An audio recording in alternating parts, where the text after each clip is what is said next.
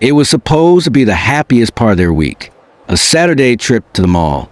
Families everywhere. Parents with coffee. Kids laughing.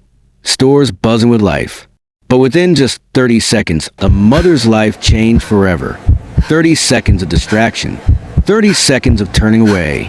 And her daughter was gone. Her name was Emily. She was 10 years old. Curious, full of questions, always quick to smile. To her, the mall was a playground, a place filled with colors, toys, and treats. She loved wandering into the toy store, pointing at dolls she wished for, begging for just one more stuffed animal. Her mother, like so many of us, thought the mall was safe, crowded, busy, bright. What could possibly go wrong in broad daylight, surrounded by hundreds of people? But what most parents don't realize is that malls are also the perfect hunting ground. Predators don't lurk in shadows. They hide in plain sight, blending in with families, pretending to shop, waiting for a moment when no one is watching. That Saturday, someone else was at the mall too. A man who didn't stand out. No mask, no weapon, no obvious signs of danger. Just an ordinary man in jeans and a hoodie, carrying a shopping bag. But he wasn't there to buy anything. He was there to watch. And he had already noticed Emily. Her mom turned to pay for a pair of shoes. Emily wandered just a few steps away, toward the toy store window. That was all he needed. A few steps of distance. The predator walked closer, smiling, friendly, pointing at a doll inside the store, whispering, "Do you like that one? I can help you find it." Emily looked up. He didn't look scary. He looked like anyone. And that's exactly why she didn't run. Her mom swiped her card, signed the receipt, turned back to the spot where Emily had been standing. But the spot was empty. At first, she thought maybe Emily had just wandered into the next aisle. Maybe she was playing hide and seek. Parents know that moment.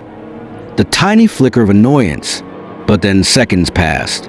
10, 20, 30. She called Emily's name. No answer. Her heart began to race. She shouted louder. People turned to look. A security guard was flagged. But Emily was gone. Every parent knows the sound of their child's voice. But in that moment, there was only silence. Within minutes, the entire mall was searching. Security raced to lock the doors. Announcements echoed to the loudspeakers. "Attention shoppers, we are looking for a missing child." Strangers joined in, combing through stores, calling Emily's name. But the man with Emily had already slipped away through a side exit. Calm, quiet, invisible. In the United States, a child goes missing every 40 seconds. Most are found. Some are not. For Emily's mother, those minutes felt like an eternity. But what the predator didn't count on was people paying attention. A cashier remembered his face. A father in the parking lot noticed the car. The details came together. Fast. Within an hour, police had a license plate.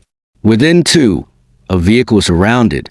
And Emily was inside, scared, crying, but alive. This time, the ending was different. This time, she came home. 30 seconds. That's all it took. 30 seconds of distraction. And for one family, it was almost too late. The truth is, predators don't just hunt in dark alleys. They hunt in supermarkets, in parks, at schools, and yes, even in the mall on a Saturday afternoon. So what can we do? Teach your children. Never go anywhere with someone they don't know. Even if that person looks friendly. Even if they promise toys. Even if they say, "I know your mom." Watch the exits. Notice who's around you. Don't assume safety just because the space feels familiar. Emily was lucky. She came home. But not every child does. And that's why we tell this story. Not to scare you, but to prepare you. Because sometimes the difference between safety and tragedy is just 30 seconds.